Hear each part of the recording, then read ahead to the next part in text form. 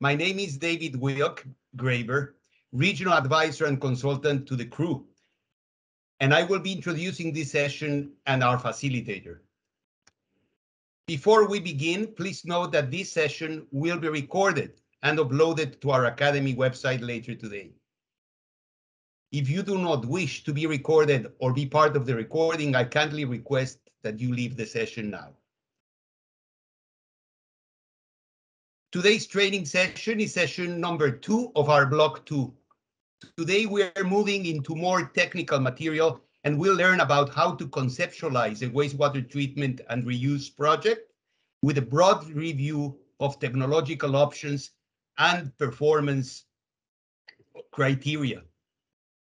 We want to remind you that those who attend at least 5 of the 6 sessions will be eligible for a certificate of participation. As we mentioned last week, and for those who could not attend, this training is offered by the Crew Plus Academy, a free platform that brings together in one place all training initiatives led by the Crew Plus project. Its purpose is to provide a space for knowledge sharing of water and sanitation solutions in the wider Caribbean region. Crew Plus is a collaborative project funded by the Global Environment Facility and co-implemented by the Inter-American Development Bank, the IDB, and the United Nations Environment Program, UNEP, in 18 countries of the wider Caribbean region. Our Crew Plus is being executed on behalf of the IDB by the GIZ and the Organization of American States, and on behalf of the UNEP by the Secretariat of the Cartagena Convention. The project offers innovative nature-based solutions to mitigate the effects of untreated wastewater on the environment and public health.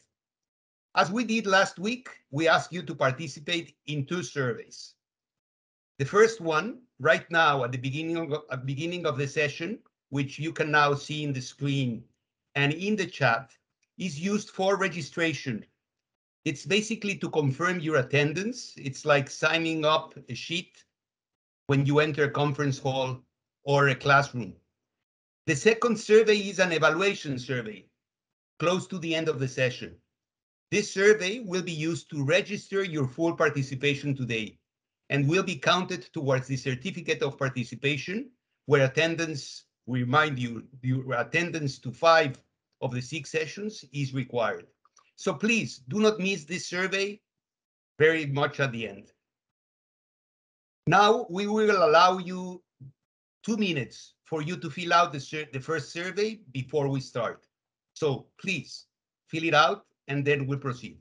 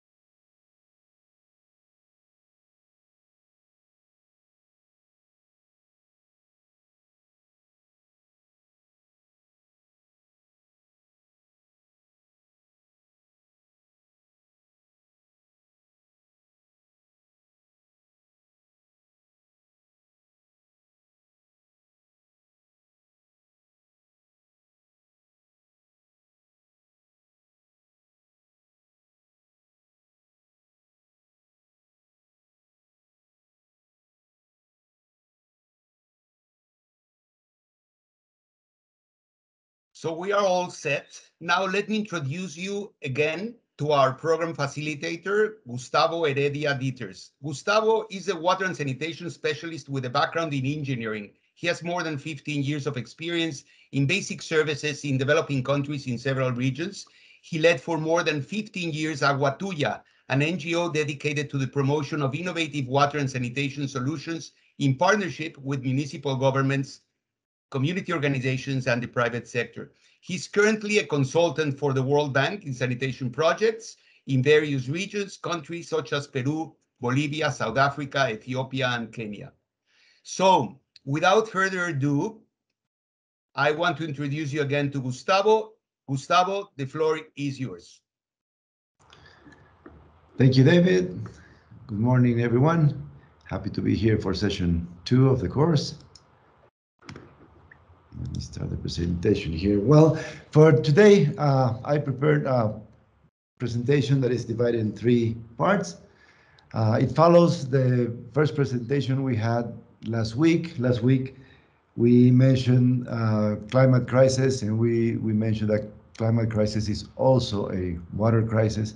And we discussed several very good reasons why we should treat wastewater before we end up with a very bad eutrophication problem in our rivers and the oceans. Today's presentation is about the how. How do we go about treating wastewater and starting up a reuse project? So in the first part of today's presentation, we will talk about different ways of treating wastewater, different strategies we can adopt.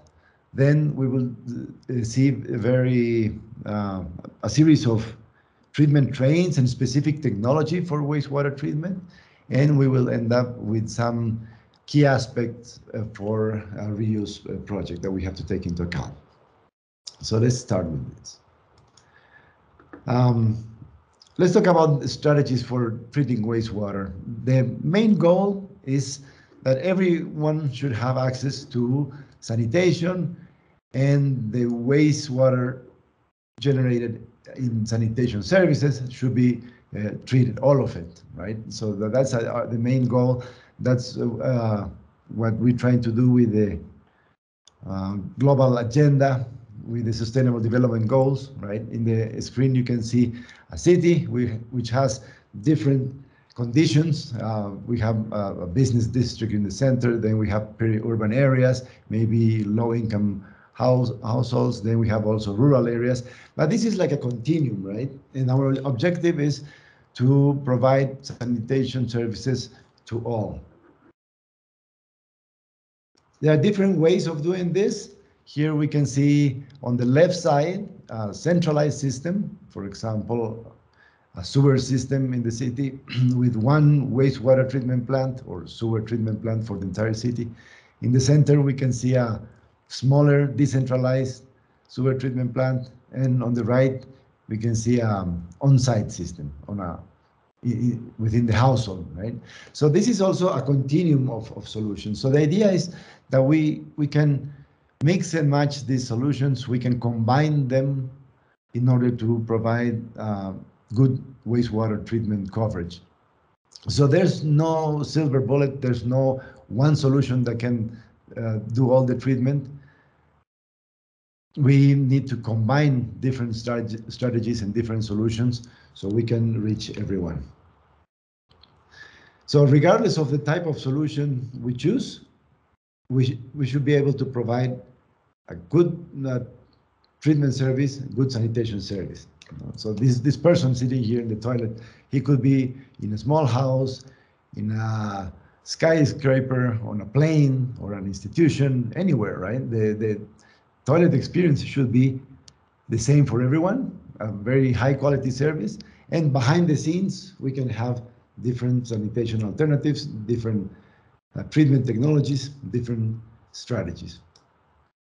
So, as I said before, we can have a centralized system, like one plant for the entire city. We can have 2 plants, 3 plants, many plants, or we can go fully decentralized with on-site solutions. So the best approach is to use different strategies that complement each other, as long as we improve the treatment coverage and we create opportunities for reuse. When we work with offsite wastewater treatment, we have interfaces at home, like toilets, for example, and or tanks that collect the wastewater at home. But then wastewater gets collected by sewers, for example.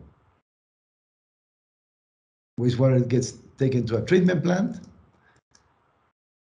it gets treated, and in the best case, it can be reused instead of being just disposed on the river.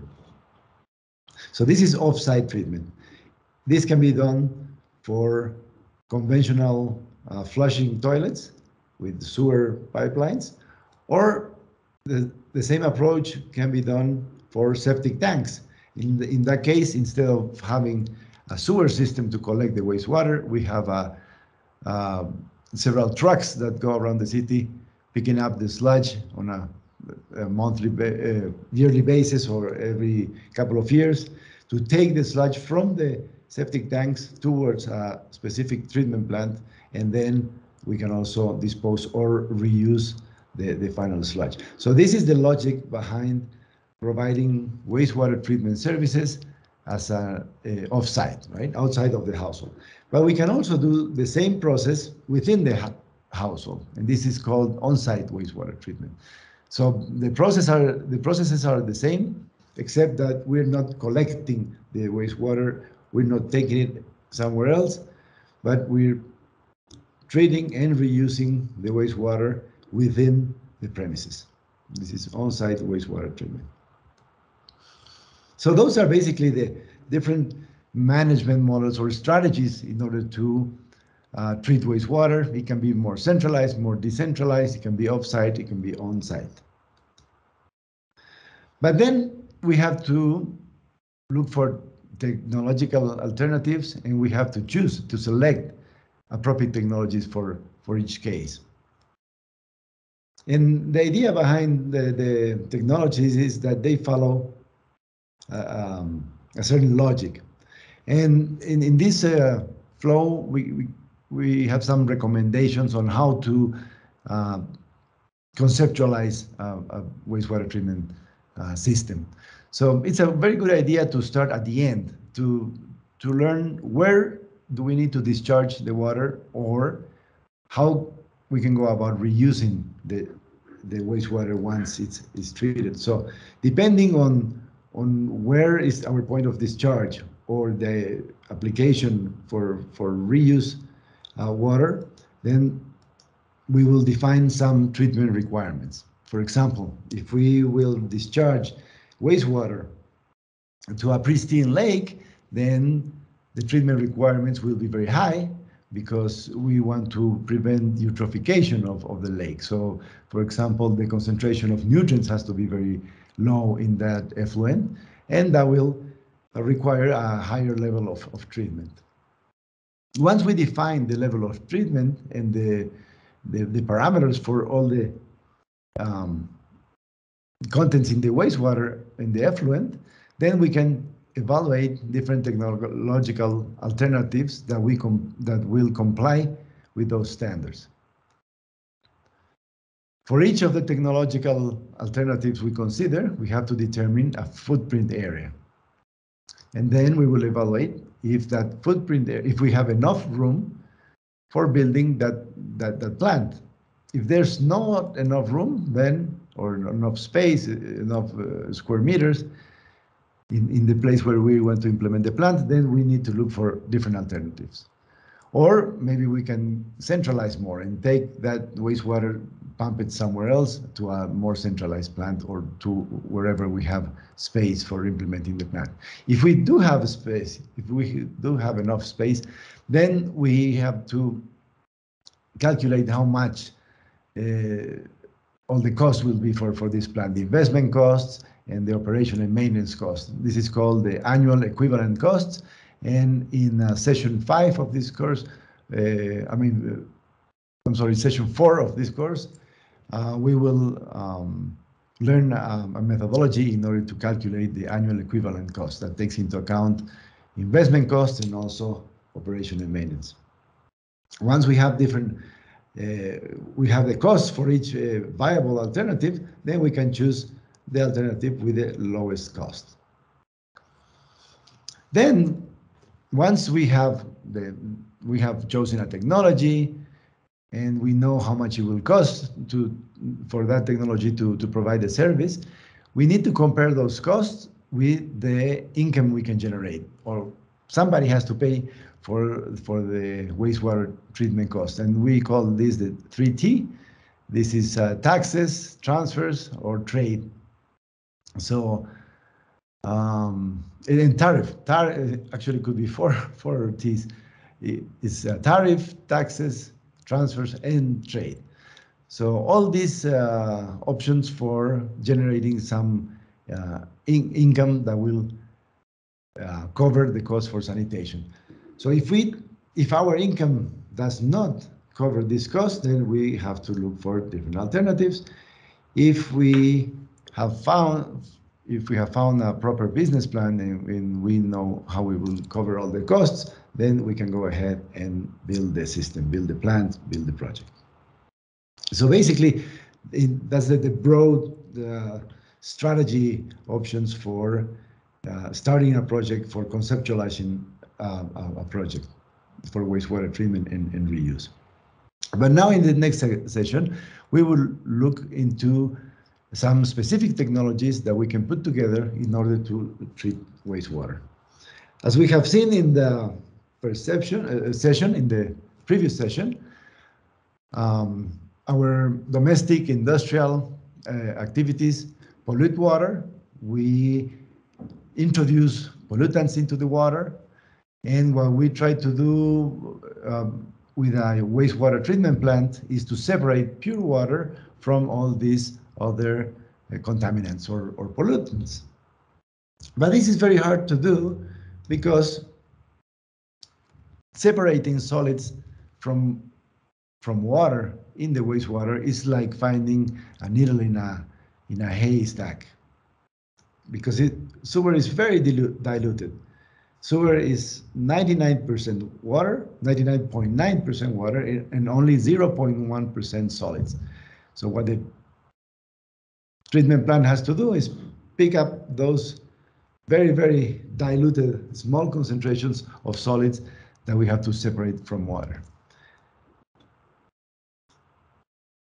Even if we see wastewater as very dark and black, it's mostly pure water and a very small portion of solids. But the solids present in water, these may be inorganics or organics. All of the solids present constitute only 0.1% of the volume of wastewater. Inorganic solids are mainly represented by sand, metals, salts. Organic solids are basically carbohydrates, proteins, and fat. All the viruses, bacteria, pathogens, all those are also organics and present in wastewater. And so we need to use different technologies in order to separate all these solids, regardless of them being organic or inorganic. There's specific treatment processes and specific technologies that we use for each type of pollutant. For example, for inorganic solids that generate turbidity and silting in the water bodies after the treatment plant, we use basically a mechanic process based on bar screens, sieves, grid chambers.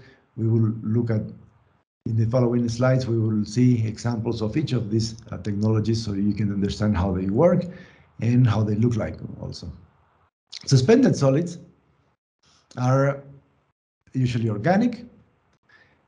This organic matter demand oxygen from water, and we deal with them in the primary treatment via an anaerobic digestion process. Some of the technologies used for this are anaerobic ponds, anaerobic reactors, settlers. All this is a primary treatment that we will look into more detail in the next slides. Also, organic solids can be soluble. They can be totally dissolved in water, and we will need aerobic processes in order to put these organic compounds into contact with air, so bacteria will oxidize organic matter and that way treat the water. We use stabilization ponds, aerated lagoons, activated sludge, and trickling filters as aerobic processes that digest organic matter using oxygen. Then we have the nutrients in water, which produce eutrophication problems, as we have seen in the previous session. These components are ammonium, nitrate, and phosphorus. We want to prevent all these nutrients from reaching water bodies. These nutrients in the soil become food for plants and nutrients, but in the water they create eutrophication. So we use technologies such as activated sludge, chemical precipitation for reducing the concentration of nitrates in phosphorus. Then the pathogens. Pathogens create diseases, and we need to follow a process of disinfection. And basically, there are three different ways of doing this. The most common way of disinfecting is using chlorine, but it has some problems with wastewater because in a wastewater effluent, we still have some concentrations of organic matter. And if we have chlorine in direct contact with organic matter, then we can create some dangerous compounds that can also create disease. So for wastewater, especially for wastewater, it's better to use either ozone or UV radiation, which doesn't have those problems. And finally, there could be also present in the water some other toxic elements, such as heavy metals. And in that case, we have to use a more advanced treatment technology, such as membrane filtration or activated carbon. So on the rightmost column, we can see three different colors. The first two lines in green, those are more passive natural technologies. Basically, we need time for nature to do its work. On highlighted in yellow, we have semi-mechanized processes. For example, aerated lagoons, we need the blowers to put more air on the lagoon, or in aerated filter, we need to pump air into the water, right? And finally, the highlighted in red are more advanced processes that usually need chemicals or some more advanced equipment to do the work. So we set up these technologies in a series of steps, from the inlet of the plant where water comes in towards the outlet of the plant. So we have all these different steps. The first step is pre-treatment. This is placed at the beginning of the plant, at the entrance of the plant, at the inflow. And basically, what we do in pre-treatment is to separate all the solids that come with wastewater. So the solids can be coarse or can be fine, large objects, small objects, they will be separated in the pre-treatment. Then we have a primary treatment. A primary treatment is basically a sedimentation process and also anaerobic digestion. So what you have in a septic tank, for example, is usually primary treatment. You need a certain retention time for water to sit there and wait for heavier particles to settle down. Then a secondary treatment is meant to reduce organic load. So for the secondary treatment, it's not enough to just wait, but we need to add some oxygen, or we need some kind of microorganisms, some bacteria to do the digestion of the organic matter in the water. Then the tertiary treatment, mostly nitrification and denitrification process, and also phosphorus removal, is required when we want to reach a high level of treatment, especially when we have to comply with standards, environmental standards that are meant to protect water bodies from eutrophication. In that case, we include a tertiary treatment. If we're going to irrigate or reuse the treated water for crops or for forest or for a park, then it's not necessary to remove all the nitrogen and phosphorus. And in that case, we don't need to include this step. That makes reuse standard less stringent from the nutrients perspective as compared to discharge standards for for lakes and rivers. And finally, the last step, disinfection or elimination of pathogens before we discharge the water. The idea is to eliminate the pathogens, and we have also to do that in certain types of reuse, certain type of crop irrigation. For example, if we plan to irrigate tomatoes or lettuces, then we need to include that disinfection step. Each of these steps of the treatment train also generate other flows, byproducts. For example, at the entrance of the plant where we separate the solids, we will get all this the sand and also the objects, plastics, whichever, and we have to dispose that separately, right? This is all the things we're separating from water. In the primary treatment, we generate sludge that has to be dehydrated. If we're talking about an anaerobic treatment, then sludge is mostly digested and we can just dehydrate it. But the sludge that comes out from secondary and tertiary treatment, it needs still further treatment, such as anaerobic digestion, before we dehydrate, before we dry the sludge. So on one side, we have treated water. On another side, we have all the solids we have separated from wastewater, and we will also have sludge that has to be treated and disposed of. So basically, that's the generic treatment train.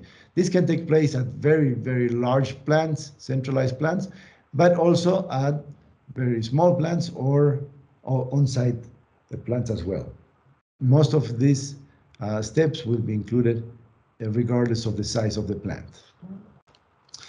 Now, in the following slides, we will look at all these steps we've talked about, so you can see how they look and have a clear idea of what each step is doing. This is a grid chamber or also a bar screen at the same time. So in this part of the canal, all the sand and heavier particles will settle to the bottom, and then we have the bars to separate all objects, in this case, larger than 3 centimeters.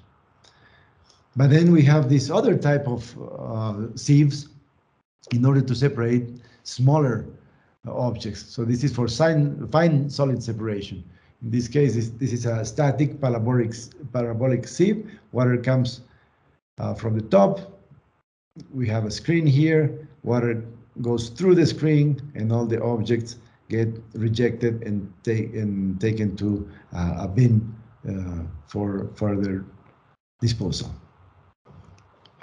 This is a rotary sieve. The water goes on top here, goes through the sieve into the drum and out the drum from the bottom, and then you have water free of small solids here. And the solids will go over the drum, and here we will have a bin catching all the separated solids.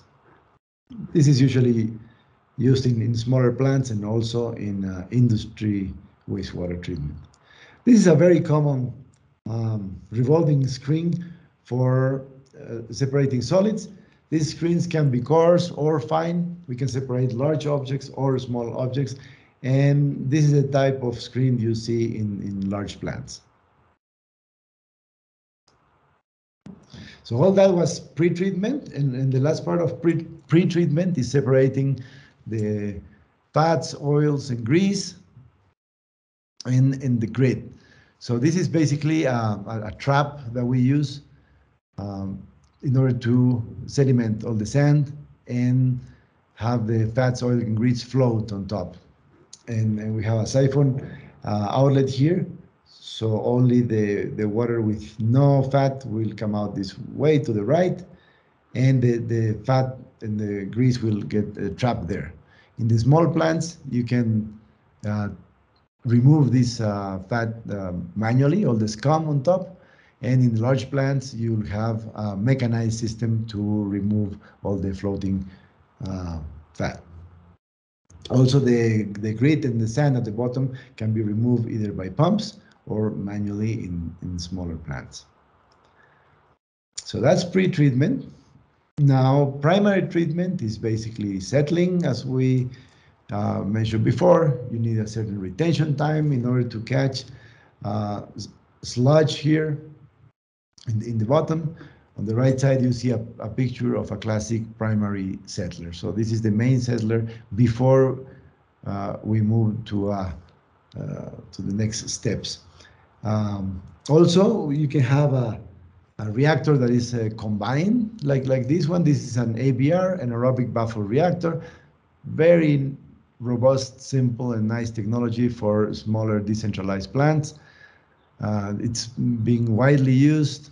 The first part, in the first larger chamber, we have the sedimentation zone, and then we have a series of baffles to force water to go into each baffle from the top down, and then go up again and down again and up again, and then in each next compartment we get clearer and better water quality. So again, here we have a retention time, and this is similar to a septic tank, but a normal septic tank is basically 2 chambers, right? In this case, we have more chambers in order to gain efficiency and have a better quality effluent at the outlet. Another very interesting technology, widely used in tropical areas, this is huge in Brazil, for example, is the UASB reactor, upflow anaerobic sludge blanket reactor. This is a 6-meter high tank in which we force the water to go from the bottom to the top. And we have granules of sludge floating inside in the middle. They create a blanket of microorganisms in the sludge. And we have the water go through the sludge, and the microorganisms will anaerobically digest all the organic matter, or most of the organic matter present in water. In the top of this system, we have a device to separate the water from the biogas that has been created by methane here in the tank. So methane goes up. Methane can be captured and burned or reused. The sludge has to stay in the tank, and then we have a clarified effluent going out of the tank. On the right, you have a picture of a plant like this. This is the UASB reactor, which can perform the organic load reduction with an efficiency up to about 60 or 70% without any use of energy. So that's the big advantage of this system. Very little use of energy and very small footprint as well. But you need high temperatures. That's why it's very big in Brazil, also in some projects in Colombia, in Mexico.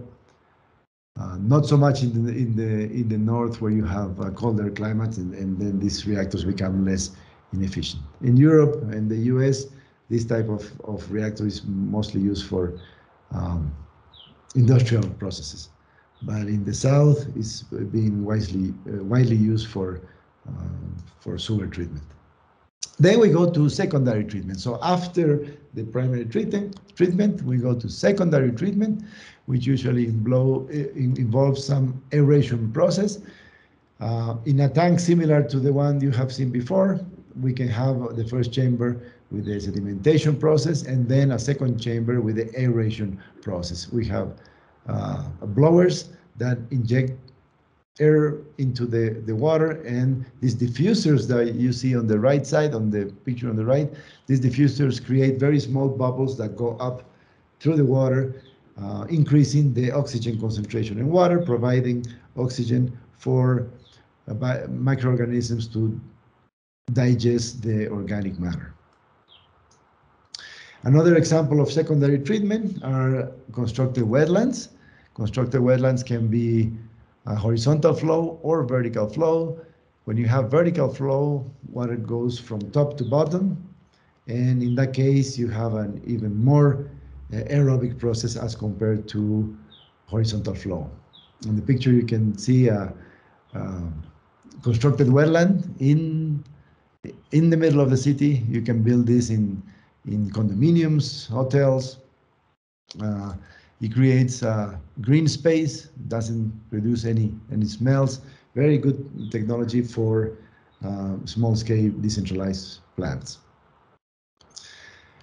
This is probably the most used technology in Latin America, in Central America, in all our countries. The stabilization ponds. It's just a series of ponds that go from deep ponds at the beginning to shallower ponds at the end of the process. The deeper ponds are more anaerobic at the inlet, and the shallower the pond, the more aerobic it is. At the end, you have very shallow ponds in order to ensure UV radiation goes through it for disinfection. So very good technology, low cost, but you need, of course, a lot of space, several square meters per capita in order to build this type of ponds. And finally, the trickling filter. A trickling filter is a cylindrical tank, which is not full of water, is full of plastic media or stones, and you have a rotating pipe that delivers water on top of the media, and the water percolates all the way down. It can be 2, 3, or 4 meters high, depending on the level of treatment we want to achieve. As water goes down, it wets the plastic material or the gravel or the stones, and a biofilm is developed on the media, and the biofilm is the filter itself. The microorganisms present in the biofilm are digesting the organic matter present in water as it percolates down the trickling filter. So that was another example of secondary treatment. And here, so you get an idea, we can quickly compare some of the typical efficiencies of these different technological components. For example, the septic tank is very simple. It's just passive technology, mostly anaerobic.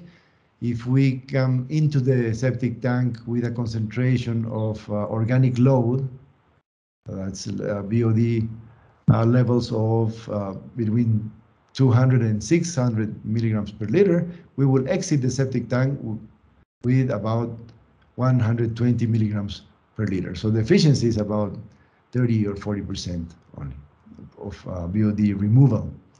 On using stabilization ponds, we get higher efficiencies, maybe 80% of efficiency. Also, if we use anaerobic reactors, followed by constructed wetlands. So instead of coming out of the system with 120 milligrams, we can improve that effluent and leave the system with around 60 milligrams per liter. Then, if we have aerated processes such as activated sludge, then we can achieve efficiencies of 90% or higher, and we can leave the system with BOD concentrations under 20 milligrams, which is usually the standard for discharging to clear water to a pristine lake, for example. For tertiary treatment, when we want to remove phosphorus from wastewater, we usually use chemical precipitation. This can be done at different points of the treatment process. It can be done at the beginning and the middle or the end, depending on the chemicals you use and how you do it. Usually you use aluminum in order to precipitate the phosphorus. And then you can also use the phosphorus for something else, right? But this is the type of tanks and system you need in order to chemically precipitate phosphorus in order to prevent eutrophication of water bodies. Then, for disinfection, we mentioned UV radiation before. This is being used more frequently now. What UV radiation does is it breaks the DNA of microorganisms and pathogens, so they are not able to reproduce themselves, and they die. A very short wave, a very intense radiation. The water has to be very clear, because if the water is not clear enough, then microorganisms may hide behind the turbidity, and maybe they will not receive enough radiation, and they can survive. So in order to use this type of disinfection technology, we need to achieve a very, very clear effluent. So, as I mentioned, we enter the treatment plant with high loads of BOD. BOD is the blue line here. We can enter the plant, a small system. In a small system, maybe we will enter the plant with 400 or 600 milligrams of BOD per liter, very high concentration of organic load. In larger systems, such as the sewer of a large city, this is more diluted. In that case, the concentration of BOD will be lower, maybe 250 or 300 milligrams per liter. But anyways, we enter the treatment plant with a high load of organics, high load of suspended solids, and as we go from point 1 to point 2 in the graphic, we're reducing these contaminants. We're reducing the concentrations of organic loads and suspended solids as we go through the primary treatment. And then as we go through the secondary treatment from point 2 to point 3, then we reduce the concentration further.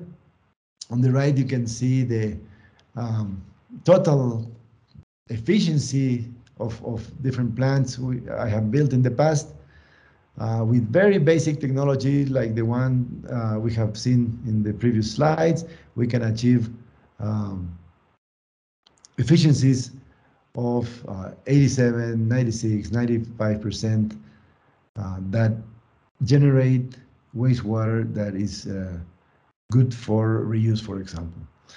You can also see on the last two columns on the right, the efficiency removal of nitrogen and phosphorus is not very high, it's actually low, because if we don't remove these nutrients, then they will stay in the water, and then we can apply them to the ground, to the crops, in order to feed the soil and the crops, right? If we were to discharge the treated effluent to a water body, then we need to reduce nitrogen and phosphorus further. So that's a very good opportunity and an advantage of a reuse project. If we dispose the water overland, if we dispose the treated water to the ground for irrigation, then our limit, our standards for the factor for these nutrients will be less stringent, will be lower than if we discharge directly to the water body. So I will now I will share with you a short video in which you will see these treatment steps, step by step. I will change my screen to the video.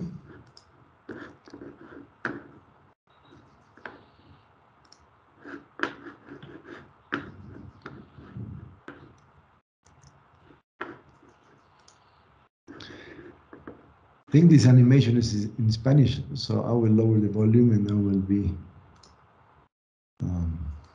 guiding you through the animation.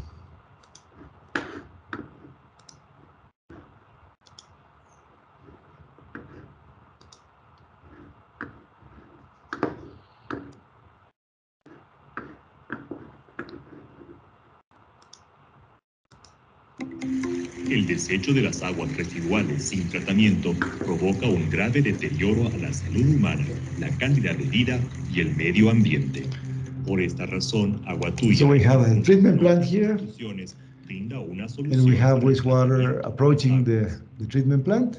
El agua residual de las viviendas es recolectada y conducida a la planta de It's tratamiento collected de in aguas a residuales sewer por system. una red de alcantarillado sanitario Wastewater is y collected in the sewer remitido a la system planta modelo. and taken to the plant. This can El be by agua llega por gravity. una tubería a 2,5 metros de This is a profundidad. pipe, Pasa 2 meters por un canal underground, abierto dentro del approaching the cárcamo plant. europeo y se encuentra There's a con un pumping sistema de station at the rejas que entrance, sirve para and then we detener have la entrada the de objetos bar screens, mayores no? a 5 centímetros. Separating all the El agua solids. continúa This is su the paso entrance. y cae Also en in un the cesto o pumping una malla station, we can vacía have que evita el a ingreso basket de objetos uh, pequeños. that also separates and catches any object that can be present in the Partículas wastewater. mayores a 3 milímetros se eliminan. This is the en el Rotary mismo sieve. Any Las más particle pequeñas continúan larger en than dirección 3 al mm desguazador. is separated here. El agua In ingresa this case, al fondo del tanque, 3 y a la mm is the misma size of altura se the, encuentran los tubos de of salida. the sieve. En la parte superior, Then here we're se separating coloca fats una capa de grasa, and settling cual se the retira sand in the bottom. periódicamente. All the fats go A up partir de aquí, and the el sand goes producto se down. divide en dos módulos Then in this idénticos. case, the plant divides itself in 2 modules. Anaeróbico Then we have the anaerobic reactors, in this case 3 chambers. The first main settling chamber, then the water goes into the second chamber and into the third chamber. As I mentioned before, in each chamber you get a better quality water. Then the sludge deposited at the bottom of the anaerobic reactors gets pumped to the drying sludge, the drying beds for the sludge. Then in this is the secondary treatment. We have constructed wetlands, unplanted in this case, so basically gravel filters. With the first part was horizontal flow, and this is vertical flow. So the water goes from up to bottom and gets in contact with the gravel, with the stones. And biofilm is developed around each stone, and the biofilm microorganisms digest the organic matter present in the water. Finally, the disinfection process, in this case chlorine. This is a contact tank for chlorine. And finally, the effluent, the clarified effluent leaving the plant in order to protect the environment and the water bodies. Agua Tuya.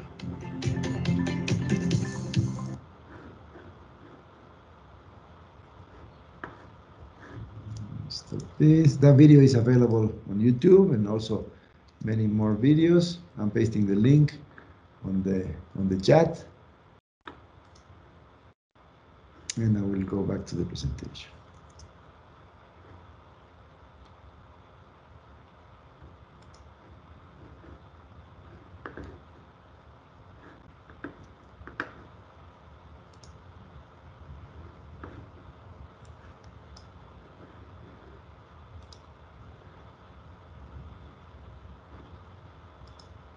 Okay, so those were the technologies, the most common technologies. We can mix and match these technologies in order to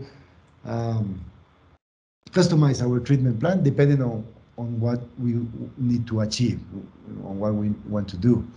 So here are some guiding principles for wastewater treatment for reuse. If we want to use this reuse approach, it's very important to keep in mind these 5 principles. And number 1, reduce, reuse, and recycle. Number 2, treat industrial effluent separately. Basic treatment is better than no treatment at all. Natural treatment wherever as possible. And finally, consider all costs and appropriate management models. We will look into each of these principles in the next slides. This is some examples on reuse and reduce of water at home.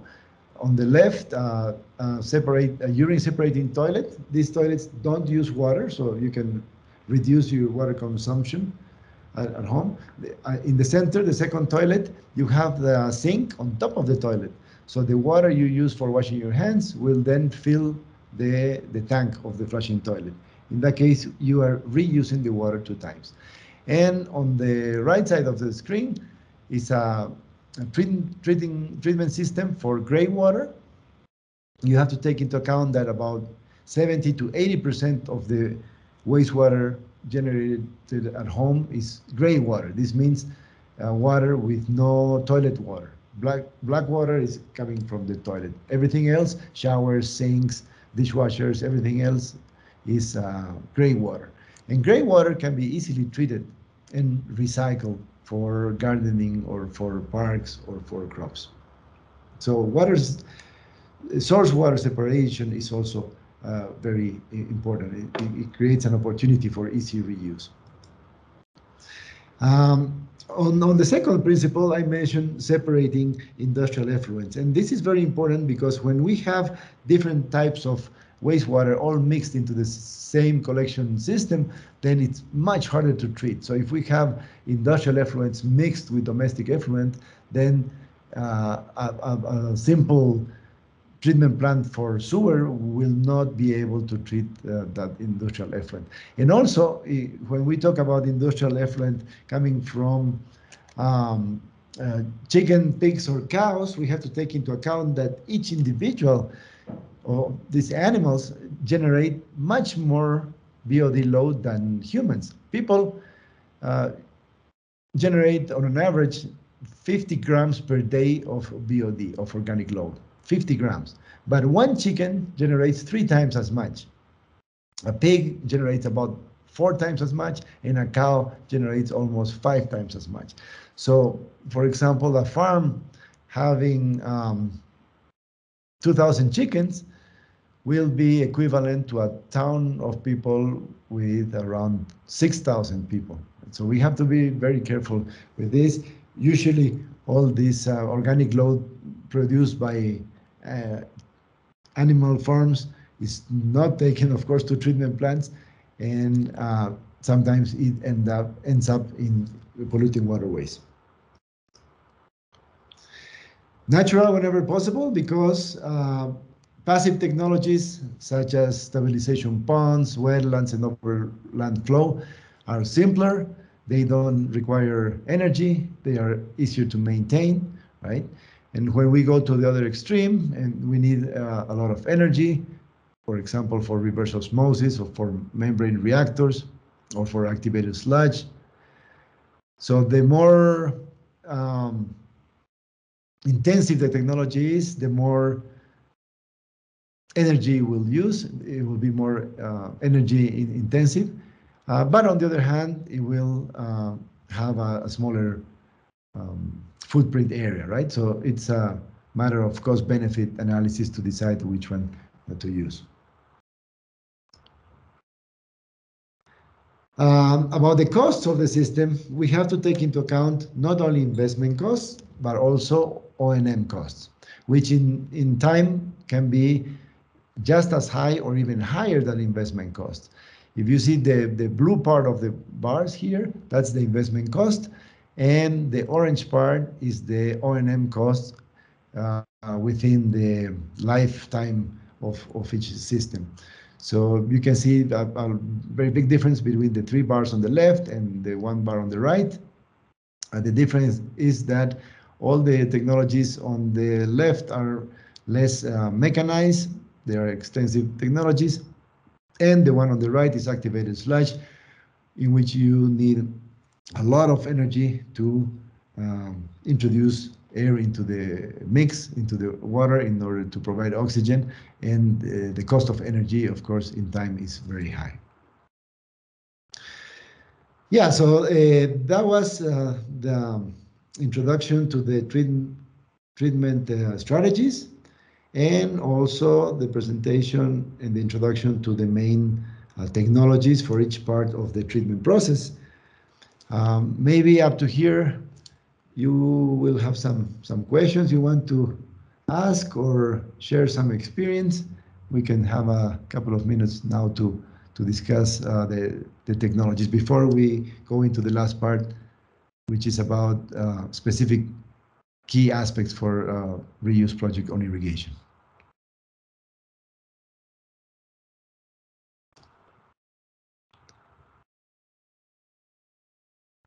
Janelle, Hi. do you have any questions on the chat box maybe, or? No, there are no questions within the chat box. Gustavo? Oh, Yes, sir.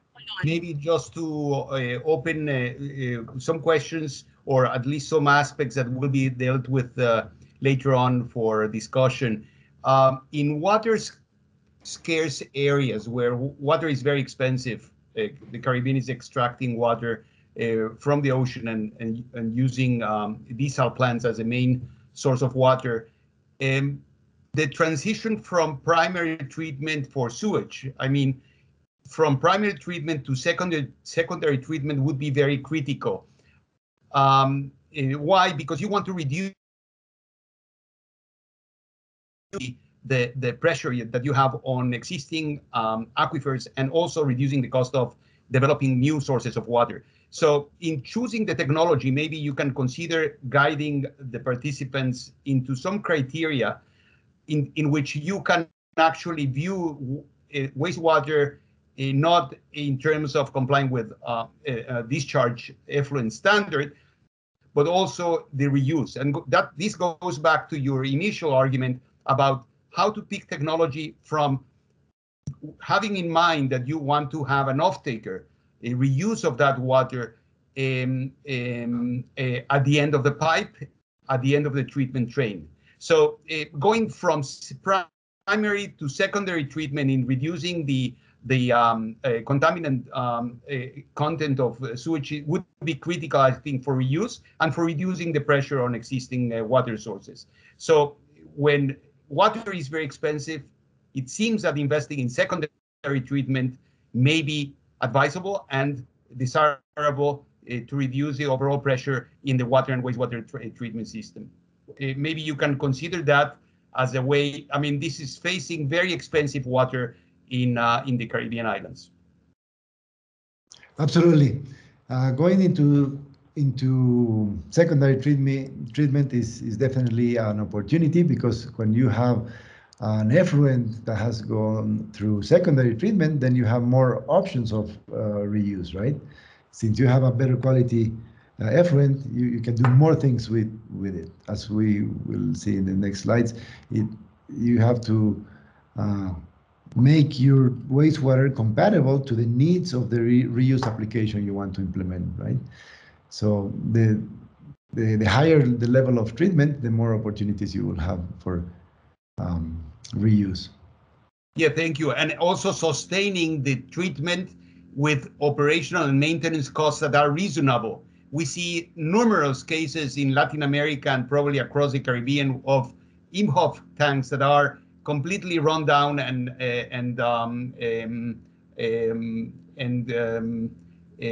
dysfunctional, unfunctional after investments. So even if you say that those range of technologies are reasonable in terms of the investment and operational maintenance costs, it turns out that they are not as easy to maintain, right? So you have to have a close look at that too. And in that regard, I want to ask you, maybe you can later on answer this, if using nature-based solutions, constructed wetlands, can be used earlier in the treatment train, not just as to finish a secondary treatment, but also earlier on to remove pollutants and basically try to avoid maybe the expensive cost of some of those anaerobic treatment tanks.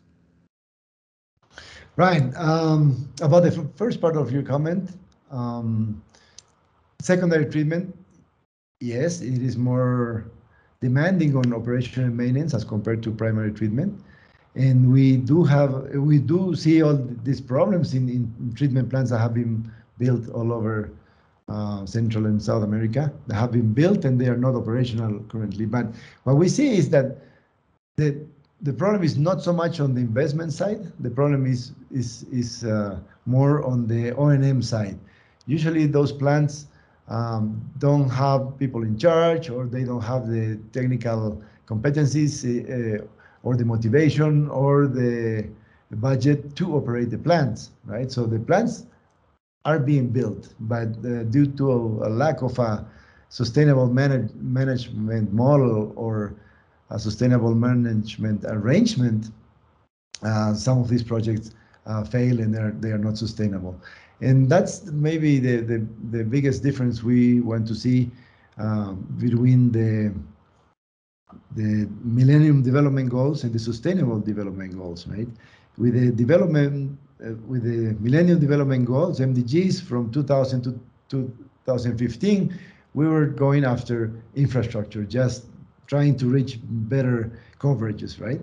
But now, under the SDGs from 2015 to 2030, we want these systems to be more sustainable, to improve the treatment levels, and also to improve the water bodies, right? To recuperate water and habitats. So that's of course a big challenge that we face now.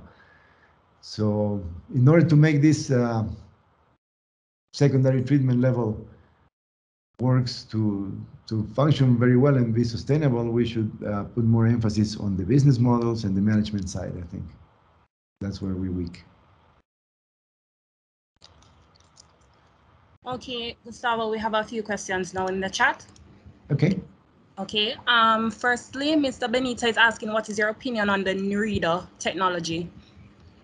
Okay, this comes from Holland. Very, very interesting technology, because it's granules generated in an anaerobic environment. So very interesting, because each granule is like a mini treatment plant. Each granule has a part of it is anaerobic, part of it is anoxic. So very efficient, very new also. They are trying to have this as a patented technology, but there's also other initiatives in other parts of the world going on the same direction. It's very promising, but not widely adopted yet. Some big cities have adopted the technology, but it's not widely adopted. I think it's promising and has a lot of potential. Okay, thank you. Additionally, he asks, what can you recommend for the removal of fog, fat oil, and grease? This was also asked by another participant, who added that, can these be sent to the sanitary landfill? Can fog be sent to the sanitary landfills? Yes, it usually depends on the place, but usually the sanitary landfill will take fog.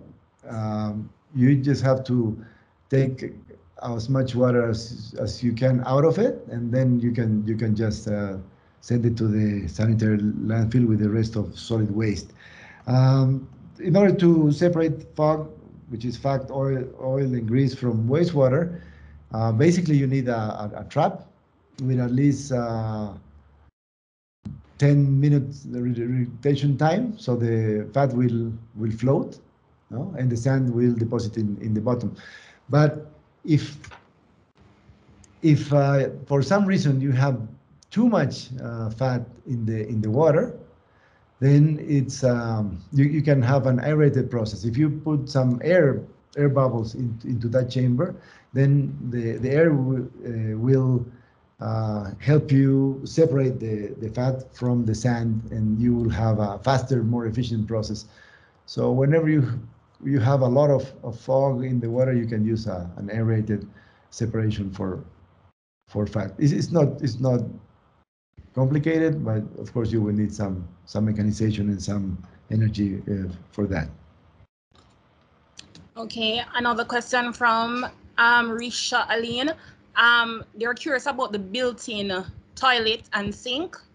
They want to know what the name of it is, and does the volume of the water used to wash hands fill the tank? Or does one have to wash several times without flushing? Then can this be connected to the gray water system? Right. What you do is you just use the sink regularly, right? And the water coming out of the sink will be filling up the tank of the toilet, right? Once the tank is full, the exceeding water from the sink will just go to the sewer, right? Or either to the regular sewer or to the to the gray water sewer. So you're saving some water. You're not saving all the water from the sink, right?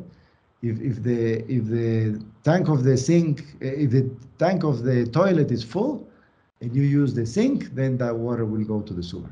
But if the tank is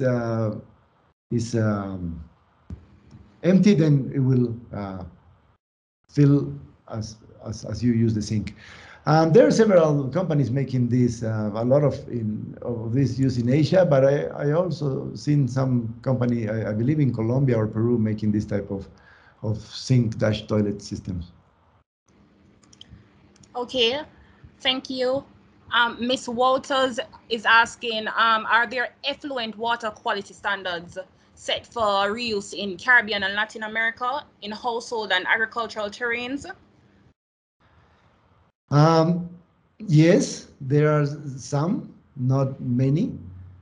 In next session on Thursday next week, the whole session we will talk about governance and also standards and different guidelines, and we will also have the participation of a couple of experts from Central America and the Caribbean, which will explain about the current situation of standards and normative on wastewater and reuse. Okay. A comment from Mr. Kampf. He spoke about his experience on pretreatment. Sorry. My experience that any pretreatment should be aimed on withholding carbon and transfer the carbon into methane gas or compost, not only for energy or source recovery, but mainly to prevent CH4 release, climate gas. That means no IMHOF tanks or septic tanks anymore. Do you agree? Yes and no. I agree, because if you have anaerobic reactors, anaerobic tanks, and you are releasing all this methane in the air into the atmosphere, of course you are polluting. You're increasing your CO2 footprint, right? And in that case, yes, it's much better to dry and compost all this organic matter. You will still generate a little bit of CO2, but much less than if you have an anaerobic reactor. Now, if you have an anaerobic reactor, and this is mainly valid for larger plants, of course, if you have a large anaerobic reactor and you generate all this biogas, but you burn it, or in that case, you will not be generating methane into the air, right? You can, for example, you can generate electric energy, and use that energy into the same plant, into the same process, for example, right? And then you will be using less energy from the network. In that case, your footprint, of course, will be also very, very small. So yeah, for smaller plants and septic tanks and all anaerobic system, yes, you are generating methane into the air, and it is a problem. Thank you. So the final question, Leonidas Sosa, what kind of treatment system options are recommended for high temperature effluents? For example, effluents from sugar processing and rum distilleries. Usually anaerobic processes work much more efficiently with higher temperatures, right? So, but it doesn't have to be really high, of course. The point is that anaerobic reactors are inefficient if the temperature of water is below, say, 14 degrees Celsius. 14 and below is inefficient for an anaerobic reactor. So as the temperature goes up to 15, 18, 20, up to 35 degrees, then you have very high efficiency in anaerobic technology. So if your effluent is warm like at 30 degrees or 35 degrees, then anaerobic is the way to go. If the temperature of wastewater is higher than that, is higher than 35 degrees, then you should take the heat out of the wastewater. You should take that heat out, use that heat for something else, and then once the temperature is 35 degrees or below, then you can use an anaerobic reactor. Now, most biological processes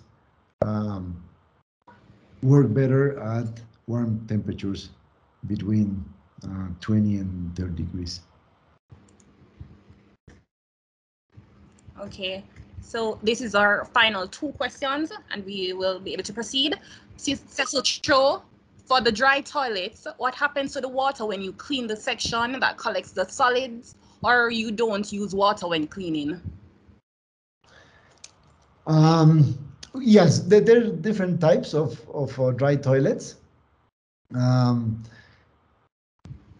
The more developed these toilets are, the less sticky the surface is. So basically, you don't need to touch the surface in order to clean. But in case you need to clean it, most of these toilets have a chamber underneath in which you collect the feces, right? So you just take out the container, and you can use some water and soap with a scrub to clean the toilet. Now, some other toilets use a little bit of water to clean itself, right? But for example, vacuum toilets, right? Vacuum toilets like the ones we have on an airplane use water, but they use half a liter of water instead of using 6 liters of water, which is what a regular toilet uses. No? So we have toilets that use very little water. We have vacuum toilets, and we also have dry toilets in which you need to either take the plastic pipe out and clean it with water, or take the container out and clean the other part. But the idea is that if it's a very well-designed toilet, then there's basically no contact between the feces and the toilet, and it just falls through. Okay. Mr. Headley is asking, what type of systems would you recommend for small island states with limited land space and high energy cost? Well, that's a good one, because the more compact you want to do the plant, the more energy you will need, no? But a combination of anaerobic technology as a first step, and then only aeration at the very last step. For small plants, it can be done at a very low cost. So for resorts or hotels, I would recommend something like an ABR, an anaerobic buffer reactor, followed by a very short, small component of a submerged aerated filter, probably. If you have some room for a constructed wetland, that can be a part of the landscape of the premises, no? And you can use the effluent for irrigating subsurface irrigation of greenery and landscaping. Okay, thank you. You're welcome. Should we continue then? Yes, we may proceed. Thank you. Okay, this is the last part of the presentation, and we will talk about some key aspects for implementing a wastewater reuse project. We have different opportunities, several opportunities. One of them is crop irrigation. Of course, if we do reuse in crop irrigation, we will conserve water, we will close the nutrient cycles, and we will also contribute to food safety in case we are irrigating crops. At the citywide level, we can also irrigate parks, forestry, forestation, or landscapes, as we were talking before. Industrial use or reuse is very interesting because sometimes we need water only for processed water or for cooling some process, in which case the quality requirements will be very low. So a lot of potential here also.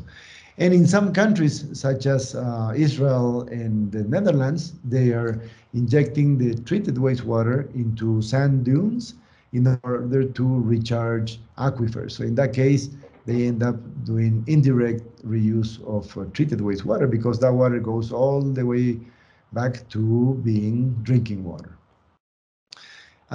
In this session and also the rest of the course, we're concentrating more on irrigation reuse for crop irrigation, but which has a lot of potential, but we have also we need to be very careful about several aspects, several key aspects that we have to take into account for reuse in crop irrigation. So here on the left side, you have our treated wastewater, right? So this is for a reuse project, this is our supply side. And on the right, we have our demand side, what we want to do with the treated effluent, what type of crop we want to irrigate, right? What the application is. So on the left side, on the supply side, the main thing to take into account is the quantity, right? The quantity will usually be fixed, right? If we're dealing with a hotel, then we have a certain number of rooms and number of people, which will generate a certain flow of wastewater. If we're talking about a small municipality or a district, the same, we have a number of people. And so quantity will usually be directly proportional to the number of people, right? And it will be very consistent and fixed within this system we're analyzing. Now, quality can vary a lot.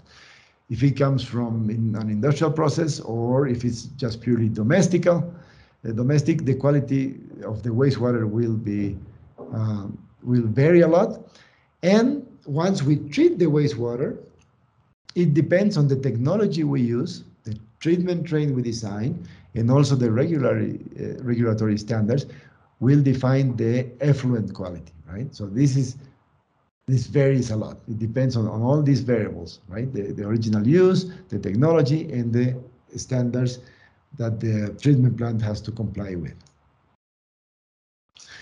On the right side, on the demand side, we have to consider the type of crop. For example, lettuces are different from alfalfa or from fodder for cows, right? Each crop is different because the destiny of the final destination of that product will be different, and also the crop itself might have more or less resistance to different types of water, different types of levels of salinity, for example. So in Israel, for example, they irrigate cherry tomatoes. The small, very sweet tomatoes are usually irrigated with wastewater because wastewater has more salts in it, and that specific crop is very tolerant to high levels of salinity. And as I mentioned, fodder for cows is different than tomatoes or lettuces, because lettuces and tomatoes we eat raw, we eat directly, right? And if they have been in contact with wastewater that it has not been disinfected, then they represent a health risk. And other crops like high stem crops or maize, right? We cook, we boil all those products, and they are much safer for the end consumer. So those types of crops we have to take into account. And also the type of soil, the permeability of the soil. The more permeable the soil is, the water will go down more rapidly, and there's more risk of polluting aquifers, for example. So the type of soil is very important. Also, if the soil already contains high concentrations of salt, then there's a good chance we will have problems applying treated wastewater because we will be applying even more salts to it. If we have soil with a low pH, acidic soils, then wastewater is welcome to that soil because it will stabilize the soil. It will make it better. And also irrigation practices are important. The amount of water we apply, the periodicity of irrigation, and this also depends on the on how sensible is the groundwater to our irrigation process, and we will see a table next on that issue. So we have to manage all these aspects on the wastewater side and also on the reuse application side. And we have to find the perfect match. That's what is important, to match the type of quality of wastewater we can achieve to the application we want to apply it to. So in the end, it's a health issue. We want healthy people, we want healthy crops, we want healthy soil, and we want healthy water. And that's the reason we have to do all this research on how to match our wastewater to the best application we can find. When we talk about health risk and health in people, there's basically 3 ways we can transmit pathogens with wastewater. The first way is product contamination, when products such as lettuces or tomatoes are directly in contact with wastewater. The second way is air transmission, when especially if we are spraying wastewater using sprinklers, for example, there's more risk that the pathogens and bacteria will fly through the air and reach people. And the third way is if we are in direct contact with wastewater. If we operate a wastewater treatment plant, or if we are a farmer reusing wastewater for irrigation, in that case we might be in direct contact with wastewater and we may get sick. There's also there could be some dangerous elements in water, such as selenium, for example, or heavy metals. In that case, there's basically no option for reuse. If we have, for example, lead or mercury in water, our treatment plants won't remove that, right? And there's no option in reusing that, because we will just transport those heavy metals from the wastewater to the soil, to the plants, to the people. And that will create problems. So that's one very good reason for decentralization, right? If we treat wastewater from a hotel or from a condominium, that wastewater usually will not be polluted with chemicals or mercury or heavy metals, which we do find in larger systems which collect water from many households and also industries. There's these important guidelines from ISO in order to prevent the health problems and make sure we manage all these risks. On next session, we will look into those guidelines in detail. So healthy crops and soil. This concept of background water is important. Background water means the original quality of water before the domestic or industrial use, right? So if our original water comes from deep boreholes, for example, it might already contain some level of salinity, in which case the wastewater will be very saline, right? And we don't want that. So if we have a better background water, we also have better treated water. Then it's all the issues about salt, right? That if we add too much salt to the soil, then the soil will become too salty, and that goes against the crops, of course. So it's always a good idea to combine different water qualities in order to irrigate. So if we combine rains with treated wastewater, or we combine treated wastewater with other source of irrigation water, that's also always a good practice. so we don't saturate the soil with salts. And the soil structure has to do a lot with minerals and also with organic load. So the sludge we generate in treatment plants, or the sludge we generate via collection from septic tanks, it can be a good improvement to soil, because when we dehydrate this sludge, of course we stabilize the sludge and apply it to the fields, we can improve the structure of the soil. It's an improvement to the soil. And healthy water, we have to take care of the underground water. And in these guidelines from ISO, guideline 16075, we will also look at these guidelines next week. There are 4 categories on how sensible is the 4 categories on the sensitivity of the groundwater to be contaminated from the water we use for irrigation. So basically, there's a high sensitivity when the aquifers are very shallow and when the soil is very light. So if we have less than 15% clay content and the aquifer is less than 2 meters down the surface, then there's a high chance we will pollute the aquifer.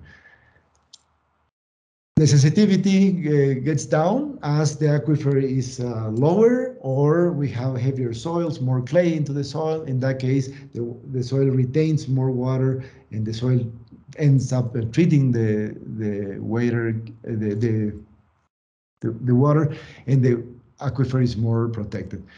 And there's a 0 chance of polluting an aquifer when either there's no aquifer below the surface, or there's a huge rocky place there, and there's no hydraulic connection between the soil under the crop and the aquifer itself. This is very rare, but in that case, there's no possibility whatsoever. So basically what we have to do is to apply enough irrigation so the crops take up the water and evaporate the water, and not so much irrigation so we don't create runoff that will end up in a water course anyways, right? So in this chart, in this table, we can see all the green squares. This is our safe zone to operate. When the aquifer is low, when we have heavy soils, right?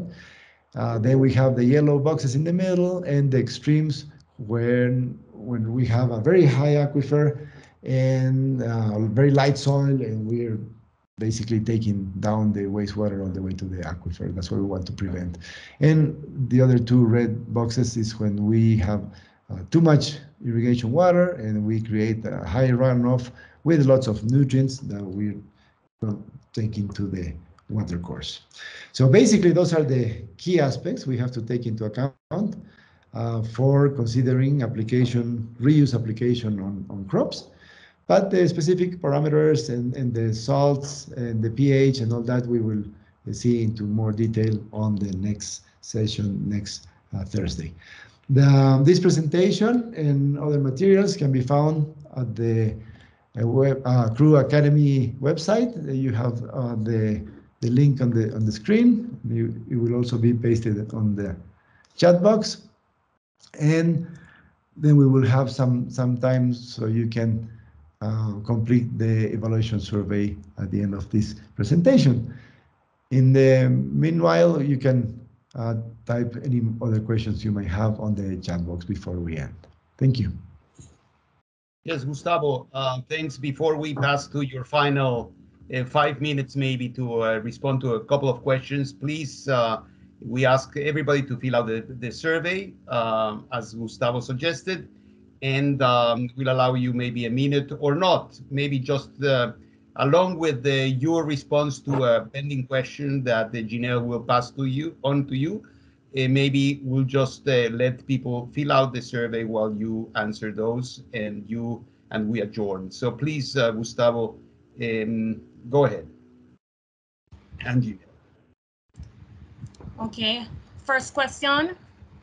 From Edwin Flores, he's asking your opinion about handmade sand, gravel, and carbon filters for corn and bean irrigation systems.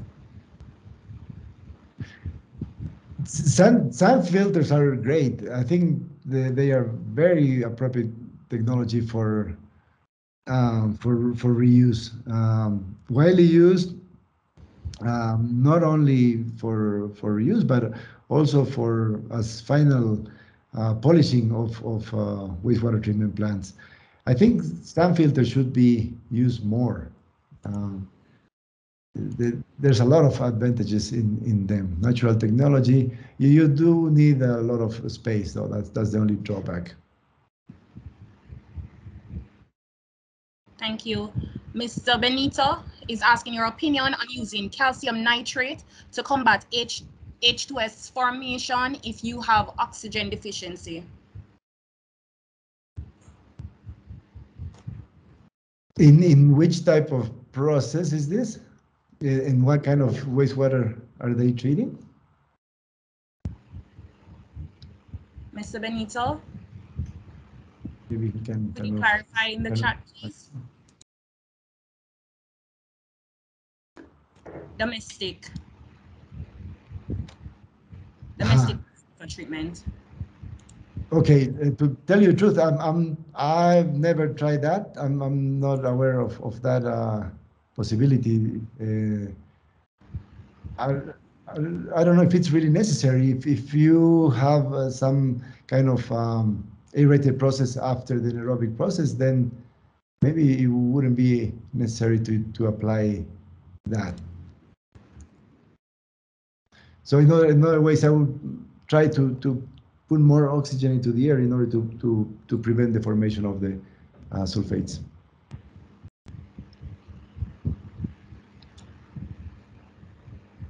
There are no more questions within the chat, but we do invite participants to open their microphone if they so require to ask any further questions. Thank you.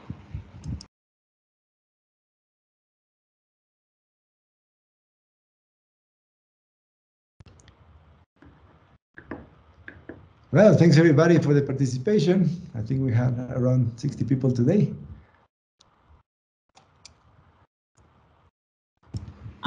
Your microphone off, David. We thank you very much, Gustavo, for your excellent presentation.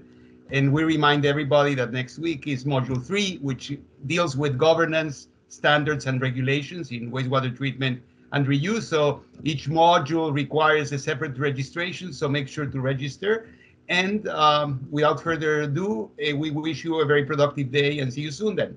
Thank you. Thank you, David. Thank you, Janelle. Thanks, everyone. See you next Thursday. Thank you.